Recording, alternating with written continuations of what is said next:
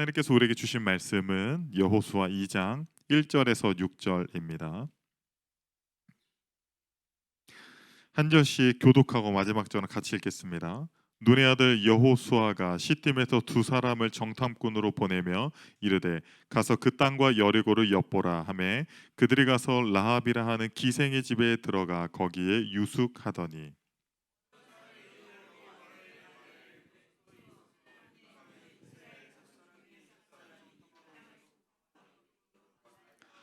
여리고 왕이 라합에게 사람을 보내어 이르되 내게로 와서 내 집에 들어간 그 사람들을 끌어내라.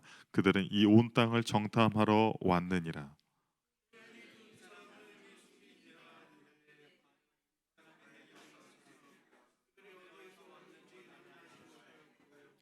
그 사람들이 어두워 성문을 닫을 때쯤 되어 나갔으니 어디로 갔는지 내가 알지 못하나 급히 따라가라. 그리하면 그들을 따라잡으리라 하였으나. 다 같이 읽겠습니다.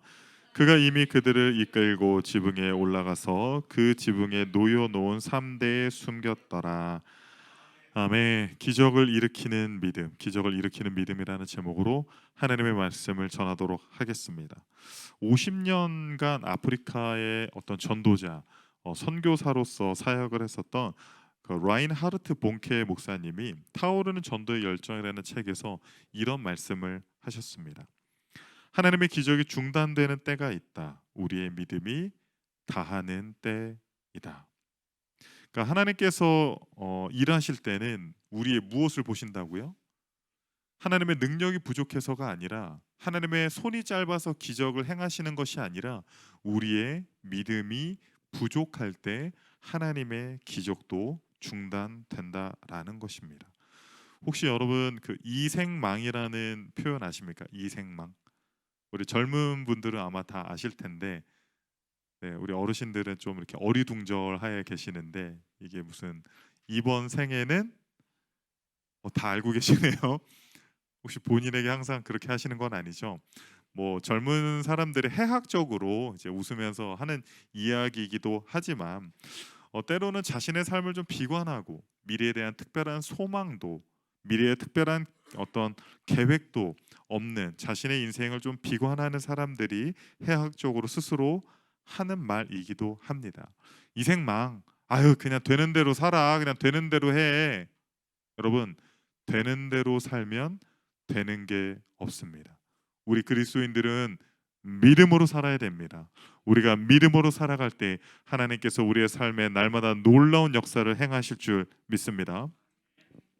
이제 시딤이라고 하는 장소에서 여호수아가 정탐꾼을 보냅니다. 시딤에서 이제 요단강까지 이제 한 15km 정도 되고요. 요단강을 건너서 여리고성까지 10km가 됩니다. 그러니까 편도 25km, 왕복 50km를 이제 갔다 와야 되는 사명이 정탐꾼들에게 있었습니다. 이 시딤은 좀 이스라엘 백성들에게는 안 좋은 추억의 장소이기도 한데요. 여기가 모압 땅이에요. 모압 땅.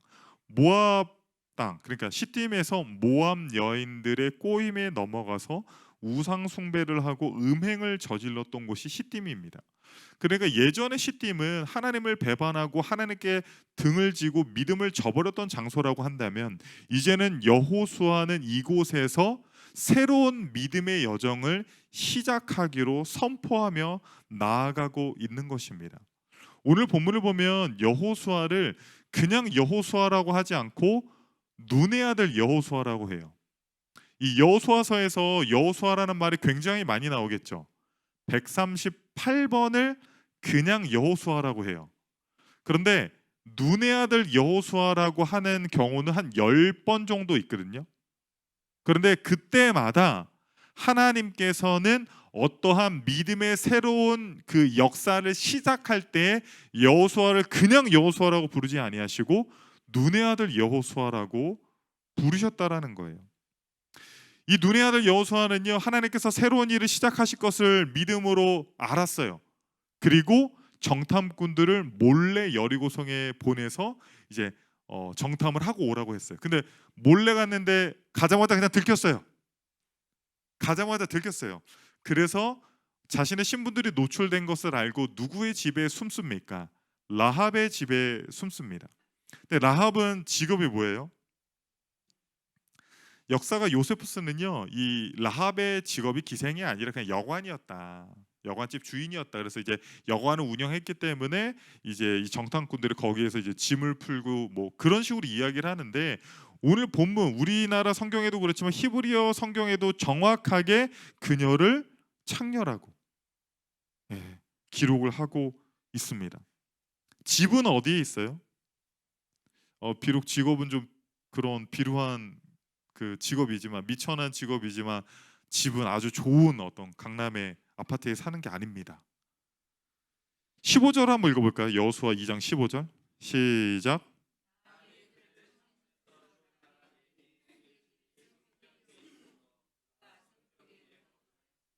그러니까 우리나라 성경들은 대부분 이 라합의 집을 성벽 위라고 이제 표현을 하고 있는데, 조금 더 이제 원문도 살펴보고 또 영어 성경도 좀 살펴보면요, NIV는 이렇게 적어놓고 있어요. 그녀가 살고 있던 집은 성벽의 일부였다라는 거예요. 그러니까 이게 집인지 성벽인지 모른다라는 거죠. NRS는요, 그녀의 집은 성벽 바깥쪽에 있었고 그녀는 성벽 안에 살았다. 집은 바깥에 있는데 안에 살았다, 말이 안 되잖아요. 근데 이게 말이 되는 경우가 하나의 경우가 있어요. 성벽이 이중 성벽으로 돼 있는 거예요. 그러니까 여리고성은 성벽이 하나가 아니라 내벽이 있었고 외벽이 있었어요. 그래서 주로 이런 이중 성벽으로 쌓아놓은 이제 성들은요, 그 안에 어떤 뭐 흙이라든가 돌이라든가 어떤 이제 폐기물들 있잖아요. 그런 것들을 두어서 성을 더 견고하게 만들고 이제 그런 식으로 만들었다라는 거예요. 그러니까 거기는 사람이 사는 곳이에요, 사는 곳이 아니에요? 사는 곳도 아니고 살 수 있는 곳도 아니에요. 그런데 거기에 조금 이렇게 집처럼 이렇게 만들어서 살고 있는 거예요. 그러니까 여러분, 라합의 인생이 어떻습니까? 비참하죠. 직업도 그렇고 사는 것도 그냥 인간 사람 사는 데가 아닌 거예요. 그런데 이걸 의미론적으로 한번 해석을 해보면요, 여리고의 가장 변방에 사는 가장 비천한 인생이었던 그 라합에게 아무런 소망도 아무런 기대도 할 수 없는 그러한 인생에게 하나님이 놀라운 기적의 역사, 구원의 역사를 그녀의 삶 속에서 행해 주신다라는 거예요. 우리 처음에 살펴봤던 그 라인하르트 본케 목사님이 뭐라고 말씀하셨습니까? 믿음이 있는 한 하나님의 기적은 계속된다고 말씀하셨잖아요. 그러면 어떠한 믿음이 라합에게 있었기에 하나님께서 놀라운 복과 기적과 같은 삶을 살게 해주셨는지 두 가지로 한번 살펴보도록 하겠습니다. 첫 번째, 라합의 믿음은 어떤 믿음이었습니까? 하나님에 대한 분명한 지식이 있었어요. 하나님에 대한 분명한 지식이 있었습니다. 여호수아 2장 9절을 한번 읽어보면요, 말하되 여호와께서 이 땅을 너희에게 주신 줄 내가 아노라. 즉 라합이 정탐꾼들에게 하는 말이에요. 여기 히브리어를 찾아보면요, 이 주신 줄에 해당하는 히브리어 단어가 나탄이라고 하는 히브리어인데 현재 완료형으로 쓰여 있어요. 현재 완료형은 현재 진행형과는 달라요. 이미 과거에 있는 일이 현재에도 이어짐을 이야기해요. 그러니까 이미 줬다라는 거예요. 하나님께서 너희들에게 이미 줬다. 저는 이걸 딱 보자마자 어떤 말씀이 생각났냐면요, 여호수아 1장 3절입니다. 여러분 큰 목소리로 읽겠습니다.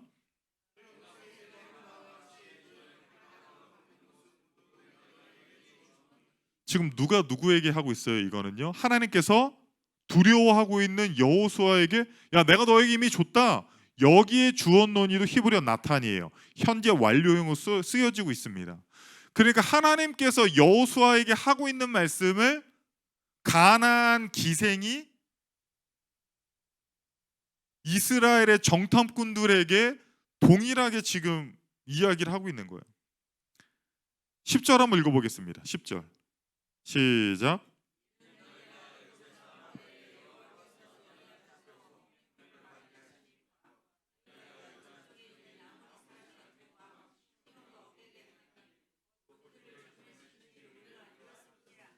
지금 라합이 하나님을 뭐라고 부르고 있어요? 여호와라고 부르고 있어요. 여러분, 당시 이방인들은요, 그 이스라엘의 섬기는 신을 여호와라고 안 불러요. 이 여호와라고 하는 이름은 이스라엘 백성과 언약을 맺었기 때문에 이스라엘 백성과 맺은 언약을, 그 약속을 내가 지키겠다라고 하는 그런 의미가 있어요. 그렇기 때문에 이스라엘 백성들만 하나님을 여호와라고 불렀고, 이방 사람들은 주로 엘로힘이라는 단어를 썼습니다. 그런데 이 라합이 여호와라고 부르죠. 그리고 뭐라고 해요? 홍해를 마르게 하신 것, 그러니까 10가지 재앙을 통해서 이집트를 벌하시고 홍해를 가르시고 광야 가운데 너희들을 지키시고 아모리 왕 시온과 옥을 쓰러뜨린 것을 안다라는 거예요. 이미 우리가 알고 있다라는 거예요. 그러므로 우리가 속해 있는 이 여리고 성도 가나안 땅도 너희들과의 전쟁에서 절대 이길 수 없다라는 그 믿음의 고백을 하고 있는 거예요. 11절은 더 놀랍습니다. 11절 읽어보겠습니다.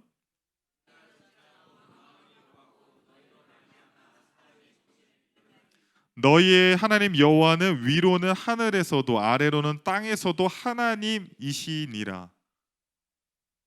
여러분, 이 고백을요, 사실 이 이방 여인, 그리고 직업이 무슨 뭐 그 서울대 나온 것도 아니고 그냥 비루한 인생이 어떻게 이런 고백을 할 수 있을까 놀랍습니다. 왜냐하면요, 신명기 4장 39절을 읽어보면요, 그런즉 너는 오늘 위로 하늘에나 아래로 땅에 오직 여호와는 하나님이시요 다른 신이 없는 줄을 알아 명심하고. 지금 모세가 이스라엘 백성들 가운데 하나님이 상천하지 하나님이라는 것들을 선포하고 고백하고 있는 거거든요. 그런데 지금 라합의 이 고백이 모세의 고백과 지금 똑같은 거예요. 똑같은 거. 라합의 직업과 국적과 환경을 볼 때 절대로 고백할 수 없는 그 믿음의 고백들이 기생 라합을 통해서 오늘날 우리들에게 들려지고 있는 것입니다. 한 학자는 이렇게 말해요. 라합은 여호수아를 포함한 대부분의 이스라엘 사람들보다 여호와의 계획에 대한 더 큰 확신을 갖고 있었다라는 거예요. 그렇기 때문에 이 하나님에 대한 확실한 믿음, 이게 굉장히 중요하다라는 거예요. 제가 보면 그 많은 사람들이 확실한 지식 없이 그냥 사는 경우가 많이 있거든요. 아, 밀가루 먹으면 안 좋대. 왜요? 아, 안 좋대. 아니, 그러니까 왜요? 그냥 TV 봤는데 안 좋대. 이 정도라는 거예요. 제가 어떤 분에게 그런 얘기 들었거든요.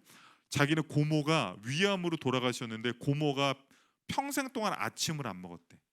그래서 아침 안 먹으면 위암 걸린다는 거예요.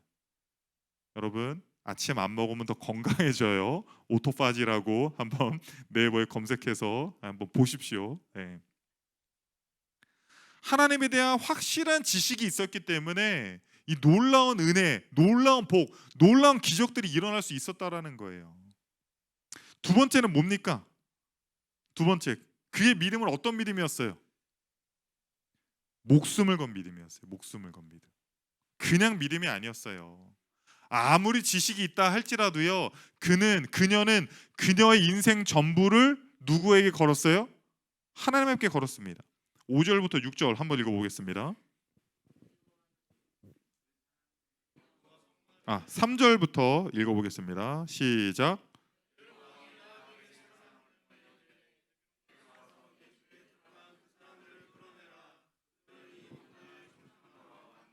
네, 아무래도 이 정탐꾼들이 라합의 집에 숨었는데 사람들이 그걸 본 것 같아요. 그래서 여리고 왕에게 보고를 해서 여리고 왕이 병사를 보낸 거죠. 네, 4절 읽어보겠습니다.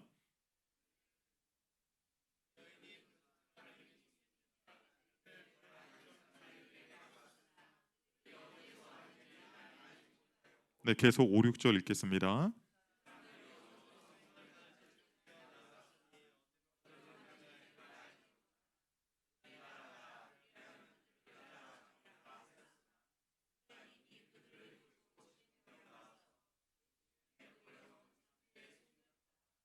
그러니까 라합 역시도 정탐꾼들을 딱 봤을 때 이방인들이라는 것을, 이스라엘 사람들이라는 것을 알고 있었습니다. 여리고 왕이 이제 병사들을 보냈죠. 누군가가 보고 라합의 집에 그 사람들이 숨은 것 같다라고 이야기를 했습니다.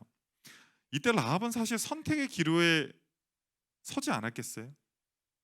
어떻게 선택할 수 있었겠죠? 하나의 경우는 이 정탐꾼들을 넘겨주는 거예요.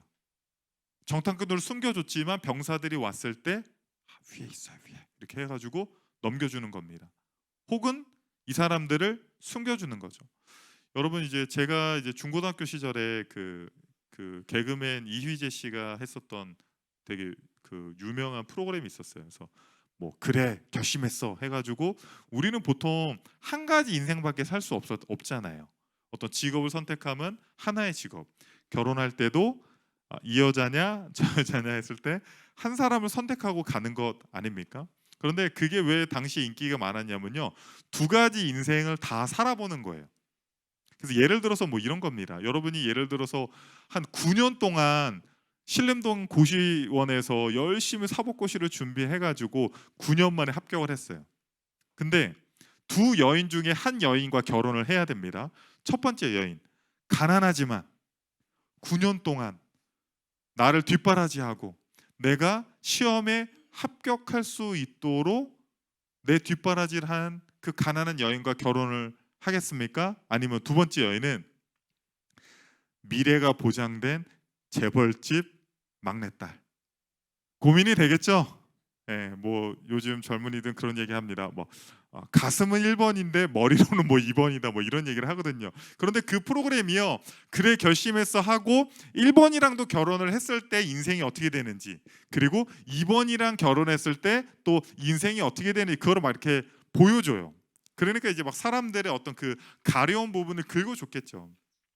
그런데 이거는요, 단순히 가난한 여인이랑 결혼하냐 부자랑 결혼하냐 그런 수준이 아니에요. 지금 여러분 한번 생각해 보세요. 라합의 직업이 뭐 어디 가서 직업을 말할 수나 있습니까?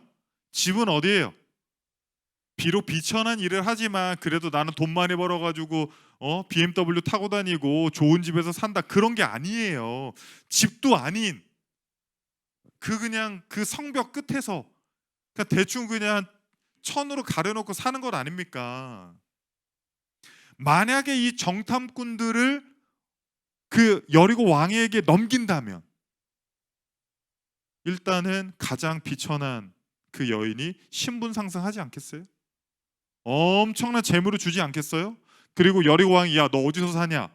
그랬더니 저 그냥 저기 성벽 그 이중 성벽 그 가운데서 사는데 야 너 어디 살래? 압구정 아니면 도곡동 이 노른자 땅으로 와 해가지고 안전을 보장해주지 않겠습니까? 국가와 나라와 민족을 위해서 헌신한 이 여인에게 큰 포상을 내리지 않겠어요? 그런데 라합은요, 눈앞에 당장의 이익들을 어떻게 해요? 거절해요. 다 거절합니다. 그리고 여호와 하나님을 선택해요. 그들을 숨겨주기로 선택해요. 만약에 걸리면 어떻게 돼요?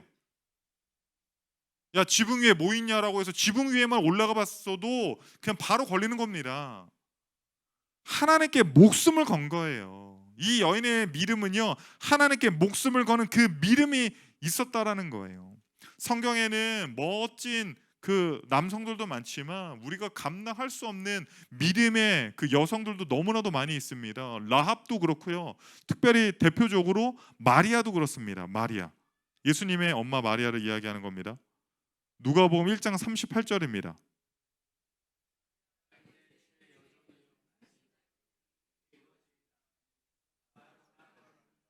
우리가 잘 아는 것처럼 이제 마리아는 요셉과 정혼을 했잖아요. 당시에 이스라엘에는 그런 제도가 있었어요. 정혼이라는 제도. 그러니까 우리나라로 따지면 약혼하는 거예요. 그러니까 약혼을 하고 1년 동안 남편이 이 여인과 살 집이랑 뭐 그런 것들 마련을 해요. 그리고 다시 이제 아내를 데려가는 형식인데 지금 그 중간에 어떤 일이 벌어졌어요? 이 마리아가 임신을 했어요. 그것도 뭘로 임신을 했어요? 성령으로 임신을 했어요. 너 이제 아들을 낳을 건데 구원자 예수가 네 몸을 통해서 나온다라는 거예요. 여러분, 율법에 의하면 이 정혼한 여인이 남편 외에 다른 부정한 방법으로 아이를 가져서 출산을 하면 돌에 쳐 죽이게 되어 있어요. 그러니까 지금 마리아가 이 천사의 말대로 하나님의 말씀대로 자신의 삶에 이루어지면 자신의 삶에 어떻게 되는 거예요? 말씀이 이루어지면 어떻게 되는 겁니까?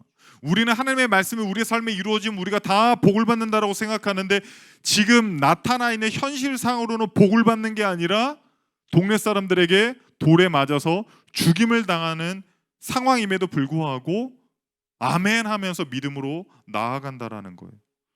그런 목숨을 건 믿음이 있었기 때문에 마리아를 통해서 구원자 예수 그리스도가 이 땅에 오셨고, 그 마리아는 초대교회의 위대한 믿음의 사람으로서 지도자로서의 역할들을 감당할 수 있었다라는 사실입니다.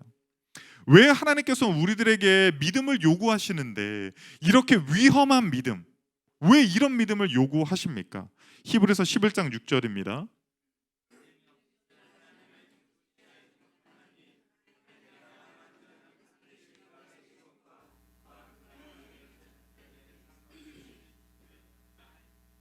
네. 믿음이 없으면요, 하나님을 기쁘시게 할 수 없어요. 믿음이 없으면. 그리고 그 믿음이 있는 사람들에게 뭘 주신다고요? 하나님께서 상을, 복을 주신다라는 거예요. 믿으십니까? 여러분 믿음이 있으십니까? 하나님께서 그러면 반드시 여러분들과 저에게 우리 드림교회의 상을, 복을 주실 줄로 믿는다라는 거예요. 달라스에 세미안 교회라는 교회가 있어요. 제가 이번 주에 그 교회 간증을 듣고 굉장히 제가 좀 감명을 받아서 여러분과 좀 나누고 싶습니다. 달라스의 이 세미안 교회는 이제 15명으로 시작한 교회였어요. 굉장히 작은 교회였는데 18년 만에 엄청나게 큰 교회로 성장을 했는데, 그 교회 이제 담임 목사님 최병락 목사님께서 이제 간증하는 걸 제가 이제 들었는데, 이제 교회가 이제 계속 성장을 하면서 교회를 이제 조금 더 큰 곳으로 이전을 하려고 하는데, 그 달라스의 그 놀스에 있는 그 교회가 있는데, 자꾸 이제 기도할 때마다 하나님께서 이제 그 교회를 가서 사라고 하는 거예요. 근데 그 교회는 그냥 2,500석, 그러니까 엄청나게 큰 교회입니다. 그래서 한인들이 행사를 할 때 가끔씩 가면 그 한인들이 굉장히 놀랜대요. 너무 교회가 커가지고 이렇게 좁고 큰 교회가 있냐. 근데 그 교회를 모르면 가서 트라이를 해보겠는데, 아니까 하나님 거기는 우리가 살 수 있는 곳이 아닙니다. 근데 자꾸 하나님은 가라는 거예요. 하나님 거기는 마켓에 나와 있지도 않아요. 뭐 이렇게 마켓에 나와 있어서 파는 교회가 아니에요. 하나님이 자꾸 뭐 you just go 하더래요. 미국이니까 하나님이 막 영어로 하셨나 봐요. 그 목사님한테 계속 그래서 갔대요. 가서 그 담임 목사님 그 케네디, 닥터 케네디를 만났대요. 담임 목사님 그 룸에서. 그래서 우리가 이 교회를 사러 왔다고 하니까 막 웃으면서 우리는 팔 생각이 없다. 그래서 5분도 앉아있지를 못하고 일어났다는 거예요.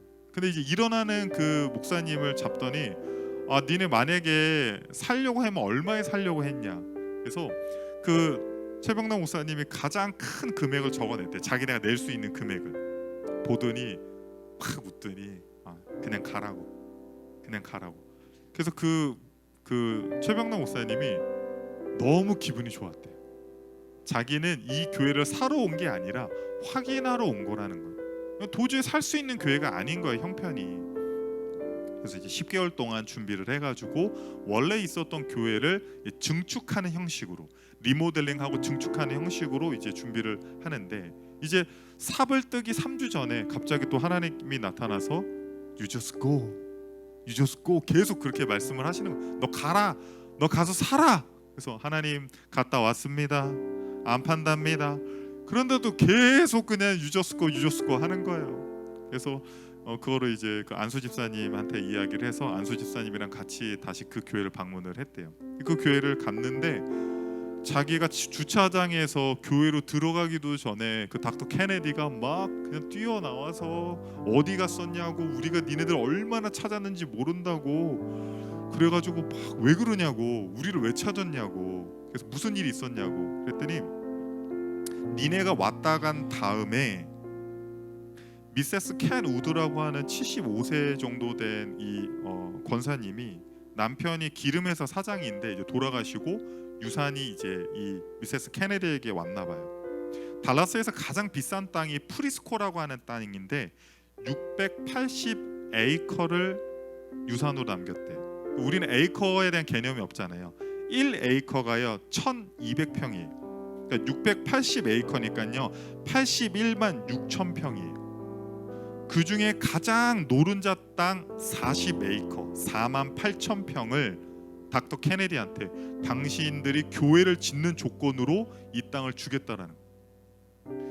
그래서 10개월 동안 우리 이사 가야 돼, 우리 프리스콜 이사 가야 돼서 니네 찾았다라는 거야. 니네가 이거 산다고 했잖아. 그때 이 그 최목 세미한 교회 목사님이 갑자기 그랬대요. 야, 우리 돈 없어. 그랬더니 당황해하면서, 오히려 그 닥터 케네디가 당황해하면서 일단 들어오라고. 우리가 한번 차근차근 한번 얘기를 해보자고. 그래서 야, 우리 지금 돈 없어. 이제 막 그러니까 그러면 일단 들어오라고. 그래서 들어가서요 3년 동안 1달러도 안 내고 공짜로 썼대. 그리고 3년 동안 돈을 이제 모아가지고 지불을 했는데, 본인이 처음에 닥터 케네디 찾아갔을 때 적어냈던 것보다 훨씬 저렴한 금액으로 거의 그냥 받다시피 그 성전을 교회를 받았다라는 거예요. 달라스의 교회가요 한인 교회가 200개 정도 된대. 200개 좀 넘게 되는데 이 소식이 야 세미한 교회가 그 놀스 교회에 들어갔대 막 이렇게 막 소문이 났을 거 아니야. 어떻게 들어갔대? 그러니까 이 간증이 막 퍼진 거예요. 그랬더니 그 나머지 200개 교회들이 뭐라고 얘기했겠어요? 그럴 줄 알았으면 우리가 살 걸. 그럴 줄 알았으면 우리가 살 걸. 그러면서 저는 이렇게 말씀하실 줄 알았어요. 이 교회는 우리 교회에게 주신 선물이니까 우리 교회가 받은 거라고 말할 줄 알았어요. 그런데요, 그 세미연교회 그 목사님이 뭐라고 말씀하셨냐면, 자기는 그렇게 생각했대요. 하나님께서 달라스에 어느 정도 사정이 되는 교회들에게 전부 다 문을 두드리셨다라는 거예요. 유저스코는 자기만 들은 음성이 아니라는 거예요. 그런데 믿음으로 취한 자에게 복을 주셨다라는 겁니다. 할렐루야. 여러분, 오늘 라합이 믿음으로 어떤 복을 받습니까? 놀라운 복을 받아요. 여러분 상상할 수도 없습니다. 라합이 받은 복을 보잖아요. 첫 번째, 여리고성이 무너지고요, 여리고 사람들이 다 죽는데도 라합과 그의 집에 있는 사람들, 그의 아버지 집에 있는 사람들은요 전부 다 구원을 받아요. 할렐루야. 이 놀라운 역사가 있어요. 그리고요 여기서 끝나지 않습니다. 유대 전승에 의하면 여호수아랑 결혼해요. 그리고요 예레미야랑 에스겔 같은 위대한 믿음의 선지자들의 조상이 돼요. 사실 이거는 성경에 나와 있지 않으니까 나중에 우리가 천국 가면 한번 물어보자고요, 라합한테. 그때 여호수아랑 결혼한 거 맞냐 아니냐. 신약 성경에 모범적인 믿음의 사람으로 소개가 됩니다. 히브리서 11장 31절.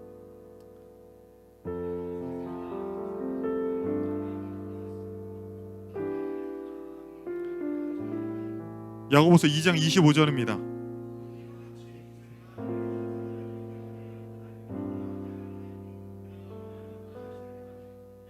할렐루야.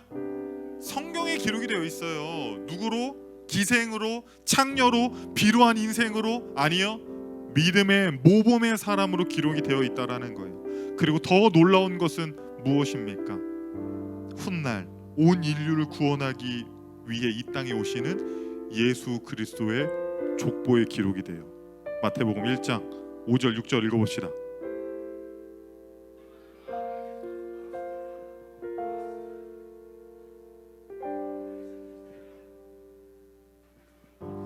지금 라합이 누구의 족보에 실려 있어요? 이 다윗 왕의 족보에 실려 있어요. 다윗 왕의.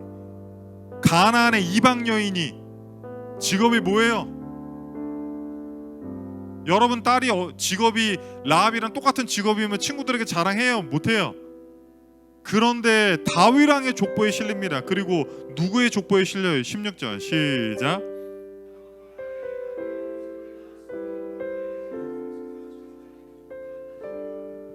예수 그리스도의 족보에 실리는 엄청난 복을 주셨다라는 것.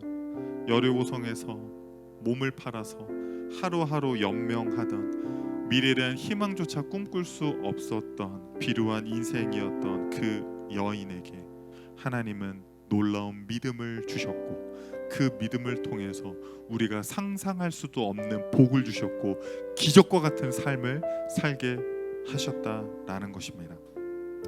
아마도 우리 성도님도 오늘 교회 오시면서 오늘은 목사님의 말씀에 절대 선동되지 말고 마음을 굳게 하여서 내가 원래 계획했던 대로 이제 그렇게 해야 되겠다 이렇게 하셨을 수 있습니다. 절대 선동되지 말자. 그러나 여러분, 시편 81편 10절을 한번 우리 믿음으로 고백해 봅시다.